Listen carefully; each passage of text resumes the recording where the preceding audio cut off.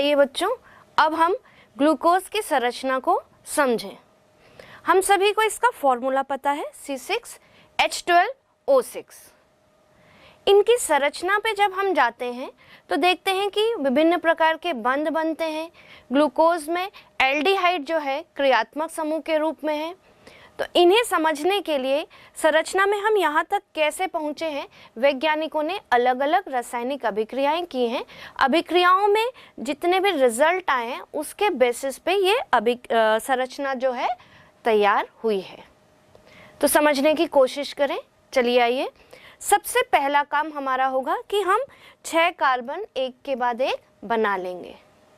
ठीक, इनके बाद इनमें अंकन कर देंगे। कार्बन का अंकन हो गया पहला, दूसरा, तीसरा, चौथा, पांचवा और छठवां कार्बन। ठीक है, इसके बाद हम पहले कार्बन पे एल्डिहाइड जोड़ देंगे CHO। अब आइए छठवें कार्बन पे।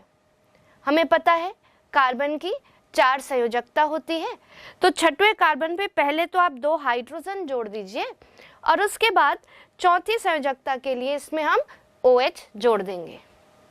अब देख लीजिए बच्चों, आपका पहला और छठवां कार्बन जो है वो संतृप्त हो गया है। अब आइए दूसरे, तीसरे, चौथे और पांचवें कार्बन पे। इनकी 2-2 संयोजकता अभी संतुष्ट नहीं हुई है। हम क्या करें, पहले दोनों साइड 2-2 बॉन्ड बना देंगे और यहाँ हमें अब H और OH जोड़ना है। तो आप H और OH जोड़ते जाइए। पर हाँ, तीसरे कार्बन पे हमें ध्यान रखना है। जब कभी हम तीसरे कार्बन पे आते हैं तो तीसरे कार्बन पे OH ग्रुप जो है वो लेफ्ट हैंड साइड आएगा और H ग्रुप क्या होगा, राइट हैंड साइड आ जाएगा। इस प्रकार देखिए ये ग्लूकोज की पूरी संरचना तैयार हो गई है, जिसमें 6 कार्बन स्पष्ट है, एल्डिहाइड स्पष्ट है और 5 OH ग्रुप स्पष्ट दिखाई दे रहे हैं। इसका मतलब ये हुआ कि यहाँ जो 5 OH ग्रुप में है तो ये OH ग्रुप जो है ये विभिन्न अभिक्रियाएं देगा, जिसको हम आगे समझेंगे। इसमें एक प्राइमरी अल्कोहल है और बाकी 4 जो हैं वे द्वितीयक अल्कोहल है। जैसे जैसे हम संरचना में आगे बढ़ते जाते हैं, हमने देखा कि ग्लूकोज की सीधी श्रृंखला वाली संरचना कुछ गुणों की व्याख्या नहीं कर पाती। तो इसके बाद हम एक स्टेप आगे बढ़े तो हमने देखा कि ग्लूकोज जो है चक्रीय संरचना भी बनाता है। तो चलो आए समझे चक्रीय संरचना कैसे बनेगी। इसे समझने के लिए हम सिंपली एल्डिहाइड और अल्कोहल की अभिक्रिया कराते हैं। आपको अच्छे से पता है कि जब कभी भी हम एल्डिहाइड लेते हैं तो एल्डिहाइड में जो कार्बन उपस्थित है इसमें हल्का सा धनावेश होता है और ऑक्सीजन जो कि द्विबंध के द्वारा कार्बन से जुड़ा हुआ है इस पे हल्का सा ऋणावेश होता है। आपको क्लियर होगा।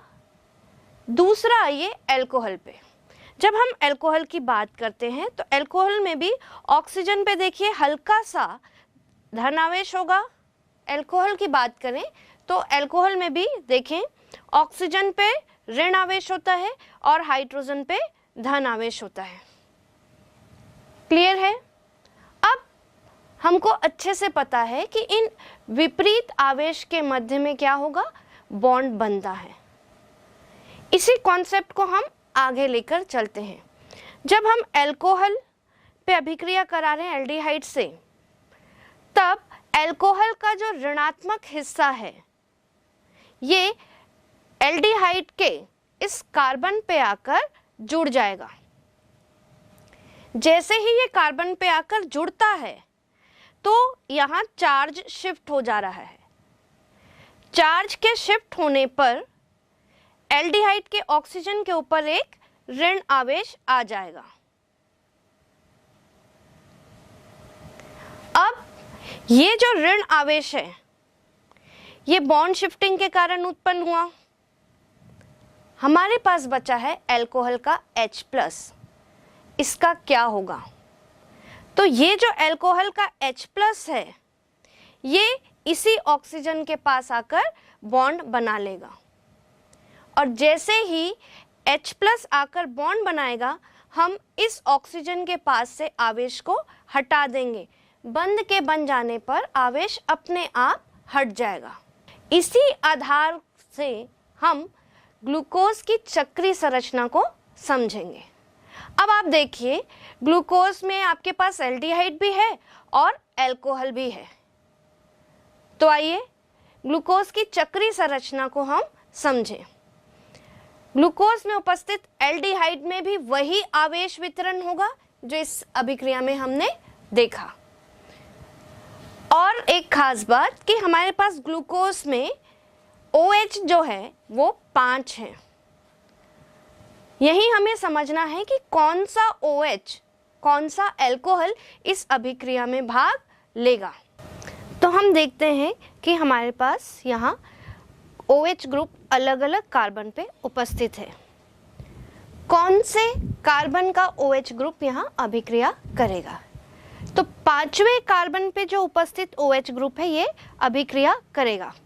इस प्रकार पहले कार्बन का एल्डिहाइड और 5वें कार्बन का अल्कोहल आपस में क्रिया करेंगे। देखिए क्या होगा कि जो 5वें कार्बन पे उपस्थित OH ग्रुप है इससे H+ बाहर निकल जाएगा, जिससे ऑक्सीजन के ऊपर ऋण आवेश आ रहा है। अपनी सुविधा के लिए इस बंध को हम थोड़ा इस प्रकार बना लेते हैं। अब पहले कार्बन का ऑक्सीजन पे आकर ये बंध बना देगा। अब ये ऑक्सीजन पहले कार्बन के साथ आकर बंध से जुड़ जाएगा। देखिए पहले कार्बन पे 5 बंध हो जाएंगे जो कि पॉसिबल नहीं है। यहाँ बंध टूट जाएगा, जिससे ऑक्सीजन के ऊपर ऋण आवेश आएगा। इस ऋण आवेश को सेटिस्फाइड करने के लिए जो 5वें कार्बन से H+ निकला था वो H+ आकर यहाँ बंध से जुड़ जाएगा। इस प्रकार पहले और 5वें कार्बन के मध्य अभिक्रिया होगी, जिससे ये संरचना सक्रिय हो जाती है। इस प्रकार पहले और 5वें कार्बन के मध्य अभिक्रिया होगी, जिससे ये एक चक्रीय संरचना बना लेते हैं। देखिए इस संरचना को हम इस प्रकार भी लिख सकते हैं। पहले कार्बन के OH को अगर हम लेफ्ट साइड कर दें और H को राइट हैंड साइड में करते हैं तो संरचना इस प्रकार होगी। बाकी कार्बन पे जैसा हमने H और OH लिखा था वो वैसे ही होगा। अब देखें, जब पहले कार्बन पे OH group left hand side में होता है तो इसे हम अल्फा ग्लूकोज कहते हैं। यही हम पहले कार्बन के OH ग्रुप को यदि राइट हैंड साइड में करते हैं तो ये कहलाएगा आपका बीटा ग्लूकोज। तो बच्चों ये थी ग्लूकोज की चक्रीय संरचना, जिसे हम एल्डिहाइड और अल्कोहल के मध्य अभिक्रिया के माध्यम से समझ सके। पाइरिनोज संरचना। ग्लूकोज की चक्रीय संरचना को समझने के बाद आइए एक और संरचना को समझें। इस संरचना के बारे में हावर्थ ने हमें बताया था। उन्हीं के सम्मान में इसे हावर्थ संरचना भी कहते हैं या हावर्थ प्रोजेक्शन सूत्र भी कहते हैं। उन्होंने इसे इस प्रकार चक्रीय रूप में बताया। आधार लिया था पाइरेन का। पाइरेन में भी क्या होता है कि 5 कार्बन का एक रिंग है और इसमें भी एक ऑक्सीजन उपस्थित होता है। देखिए इसमें भी पहला, दूसरा, तीसरा, चौथा और 5वां कार्बन है और एक ऑक्सीजन है जो एक एक बंध के द्वारा जुड़ा हुआ है। अब इसकी तुलना जब हावर्थ ने चक्रीय संरचना से की तो उन्होंने देखा कि ग्लूकोज की चक्रीय संरचना में भी 5 कार्बन है और एक ऑक्सीजन जुड़ा हुआ है। देखिए तो हावर्थ ने इसी चक्रीय संरचना को एक नए अंदाज में लिखा। आइए समझें। चक्रीय संरचना बनाने के लिए हम इसका स्केलेटन बना लेते हैं। पहले आप एक ऑक्सीजन बनाइए और दोनों तरफ एक एक बंध बना लेंगे। इसके बाद पहला, दूसरा, तीसरा, चौथा और पांचवा कार्बन बना लेते हैं। इससे हमें एक स्केलेटन मिल जाता है। अब इसके बाद हम क्या करेंगे, हम बंध बना लेंगे। आइए हम क्या करेंगे, प्रत्येक कार्बन पे दो दो बंध इस प्रकार बना लेते हैं। इसमें H और OH, इसमें H और OH आप जोड़ते जाएंगे। ग्लूकोज की चक्रीय संरचना में जितने H और OH अगर राइट हैंड साइड में हैं तो वो इस संरचना में नीचे आ जाएंगे। चलिए पहले कार्बन में इसे बनाकर देखें। पहले कार्बन के OH को देखें, ये राइट हैंड साइड में है। हावर्थ की संरचना में ये कहाँ चला जाएगा, ये नीचे चला जाएगा।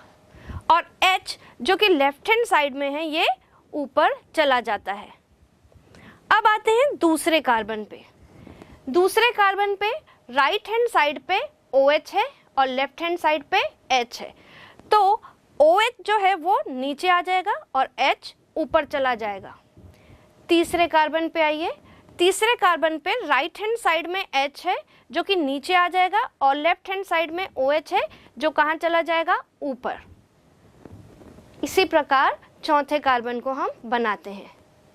चौथे कार्बन में राइट हैंड साइड में OH है जो कि नीचे आ जाएगा और लेफ्ट हैंड साइड का जो H है वो इस रिंग में ऊपर आ जाता है। लास्ट कार्बन में नीचे साइड में देखिए CH2OH जुड़ा हुआ है। ये CH2OH रिंग में बाहर आ जाएगा, ऊपर की तरफ आ जाएगा। इस प्रकार यह संरचना हमारी तैयार होती है जिसका आधार था पायरेन। इसे हम हावर्थ प्रोजेक्शन सूत्र या पायरिनोज संरचना भी कहते हैं। आइए अल्फा डी ग्लूकोज और बीटा डी ग्लूकोज की चक्रीय संरचना को इसी हावर्थ प्रोजेक्शन सूत्र पर लागू करें। देखिए अल्फा डी ग्लूकोज की चक्रीय संरचना अब अल्फा डी ग्लूकोपाइरिनोज कहलाएगी। इसी प्रकार बीटा डी ग्लूकोज की चक्रीय संरचना बीटा डी ग्लूकोपाइरिनोज कहलाती है। तो ये हमने तीन तरीके से समझा कि ग्लूकोज की किस किस प्रकार की संरचनाएं हो सकती हैं। ग्लूकोज के बाद हम दूसरे मोनोसेक्राइड्स को समझें। फ्रक्टोज, जिसे हम फल शर्करा भी कहते हैं, इसका सामान्य सूत्र C6H12O6 है। इसमें क्रियात्मक समूह के रूप में कीटोन उपस्थित होता है। इसे पॉलीहाइड्रोक्सी कीटो भी कह सकते हैं। ग्लूकोज के समान ही इसमें 6 कार्बन उपस्थित होते हैं। अब आइए इसकी संरचना पे। संरचना को देखते हैं तो हमने देखा कि ग्लूकोज में हमने एल्डिहाइड देखा था, यहाँ पे कीटोन उपस्थित होता है। अब फर्क ये है कि एल्डिहाइड किसी भी चेन के स्टार्ट में आता है, जैसा हमने ग्लूकोज में देखा था, परंतु कीटोन पे अगर आप देखें तो ये होता है RCOR, इसलिए इसे हम किसी भी चेन के मध्य में लेंगे। तो जब हम फिशर प्रोजेक्शन बनाएंगे फ्रक्टोज का, तो हमारा जो क्रियात्मक समूह है वो दूसरे कार्बन पे आएगा। आइए समझें। पहले हम 6 कार्बन पूरे बना लेंगे। दूसरे कार्बन पे आपको क्या करना है, कीटोन ग्रुप लगा देना है। अब आपको क्या करना है, पहले और छठे कार्बन पर CH2OH लिख लेना है। हमारे पास अब बचते हैं तीसरा, चौथा और पांचवा कार्बन। इस पे हम H और OH जोड़ देते हैं। देखिए इस प्रकार।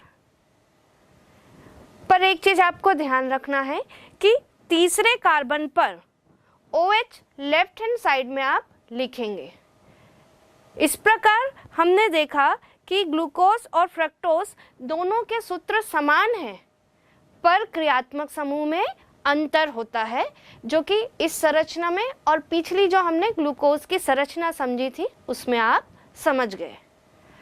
चलिए आइए थोड़ा आगे बढ़ते हैं।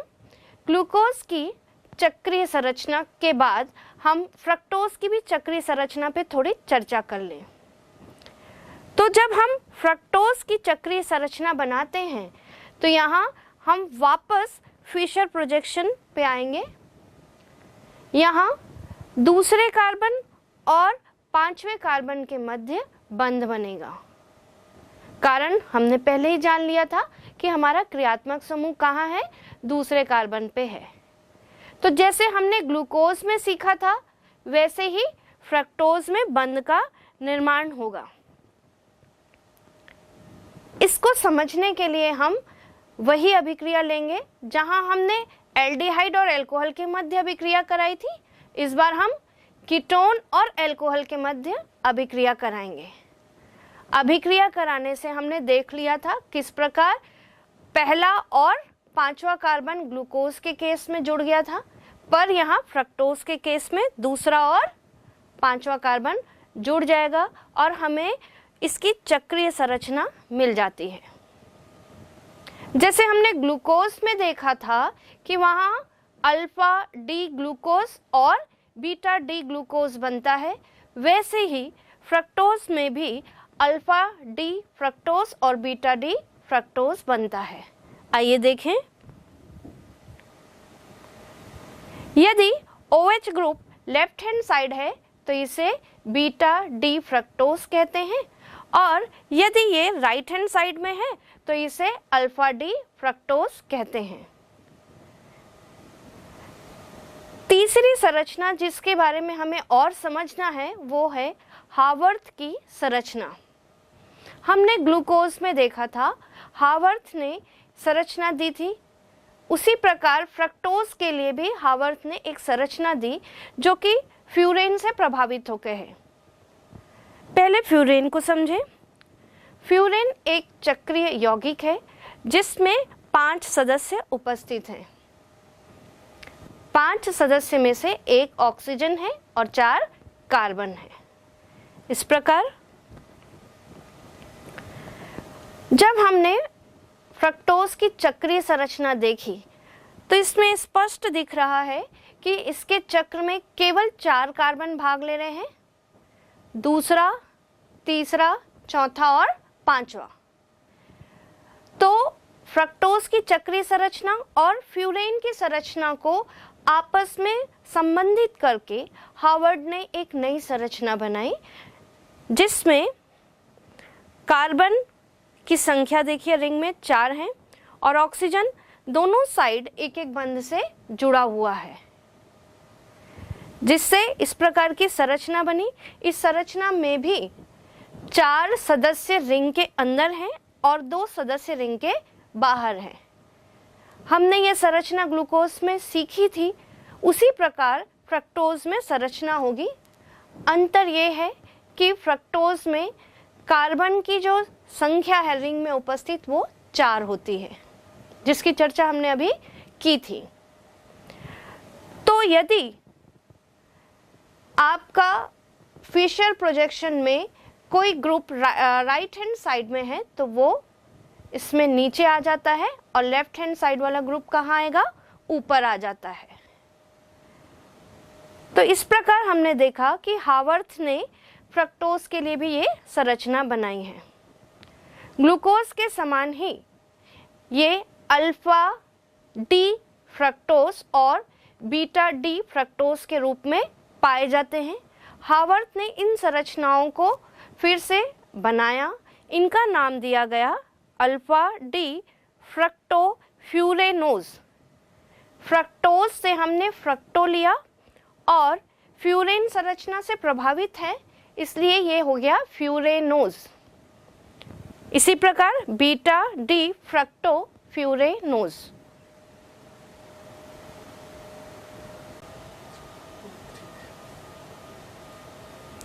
डाइसैकेराइड्स, जैसे कि नाम से ही क्लियर है, डाई यानी दो। जब दो मोनोसेकेराइड यूनिट आपस में मिलते हैं तो ये डाइसेकेराइड्स कहलाते हैं। आइए समझें। इनके कई उदाहरण हैं, सुक्रोज, लैक्टोज, माल्टोज। जब ये मोनोसेकेराइड यूनिट आपस में मिलते हैं तो जल का एक अणु बाहर निकलता है, जिससे ये यूनिट आपस में जुड़ती जाएंगी। इसका मतलब है कि मोनोसेकेराइड के संघनन से डाइसेकेराइड बनते हैं। आइए समझें। सुक्रोज में ग्लूकोज और फ्रक्टोज दो मोनोसेकेराइड आपस में बंध द्वारा जुड़ते हैं और जल का एक अणु बाहर निकलता है। जब दो मोनोसेकेराइड यूनिट आपस में जुड़ते हैं वहाँ बंध का निर्माण होगा। उस बंध को हम ग्लाइकोसाइड बंध कहते हैं। इसी बंध के द्वारा ये दोनों मोनोसेकेराइड यूनिट आपस में जुड़ जाती हैं। खास बात, यह बंध कोवलेंट बॉन्ड होता है। इसी प्रकार लैक्टोज में गैलेक्टोज और ग्लूकोज की मोनोसेकेराइड यूनिट आपस में जुड़ जाती हैं और एक जलकणु बाहर निकलता है। एक और उदाहरण देखें, माल्टोज। माल्टोज में ग्लूकोज के दो अणु आपस में जुड़ते हैं, जिससे जल का एक अणु बाहर निकल रहा है और माल्टोज डाइसेकेराइड का निर्माण होता है। तो इस प्रकार हमने देखा कि मोनोसेकेराइड की जब दो यूनिट आपस में मिलती हैं तो इन्हें हम डाइसेकेराइड्स कहते हैं। आइए पॉलीसेकेराइड को समझें। पॉली अर्थात बहुत सारे। जब मोनोसेकेराइड के बहुत यूनिट आपस में जुड़ती जाती हैं तो ये कहलाएंगी पॉलीसेकेराइड्स। इनके उदाहरण हैं स्टार्च, सेल्यूलोज, ग्लाइकोजन। खास बात ये कि ये मीठे नहीं होते, ये स्वीटलेस हैं। ये जल में अविलेय होते हैं, जबकि हमने देखा है कि ये मोनोसेकेराइड यूनिट से मिलकर बने हैं और मोनोसेकेराइड जल में घुलनशील होते हैं, पर पॉलीसेकेराइड जल में अघुलनशील है। क्यों? जैसे जैसे मोनोसेकेराइड यूनिट आपस में जुड़ती जाती हैं उनसे जलकणु बाहर निकलता है, साथ ही OH समूह निकल रहा है। इससे ये नॉन पोलर हो जाते हैं और नॉन पोलर होने के कारण ये जल में अघुलनशील होते हैं। ये मुख्य रूप से सेल में स्टोरेज का और संरचनात्मक इकाई का कार्य करते हैं। आइए देखें। स्टार्च जो कि प्लांट में स्टोरेज का काम कर रहे हैं। जितने भी प्लांट होते हैं उनमें पॉलीसेकेराइड स्टोरेज का फॉर्म स्टार्च होता है। इसी प्रकार जंतुओं में ग्लाइकोजन जो है स्टोरेज होता है, ये भी एक प्रकार का पॉलीसेकेराइड्स है। इन्हें हम संचित कार्बोहाइड्रेट अणु भी कहते हैं। सेल्यूलोज जो कि पौधों की संरचनात्मक कार्बोहाइड्रेट यूनिट है। काइटिन यह ऑर्थोपोडा की संरचनात्मक इकाई है।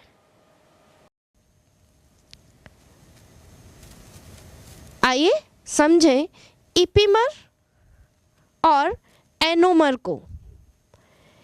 अब देखें, अगर हम एल्डोज ले रहे हैं, हेक्सो एल्डोज ले लें, इसमें जो दूसरे नंबर का कार्बन है इसका OH अगर अलग अलग दो संरचनाएं दिखाता है तो ये दोनों संरचनाएं जो एक दूसरे के समावयवी हैं ये कहलाएंगे इपीमर। और यही हम बात करें एल्डोज की, लेकिन जब वो हीमी एसिटल संरचना बना रहा है उस समय आइए देखें, हिमी एसिटल संरचना में जो पहले कार्बन पे OH ग्रुप है, ये 2 प्रकार के समावयवी बनाता है। इन समावयवी को हम एनोमर कहते हैं।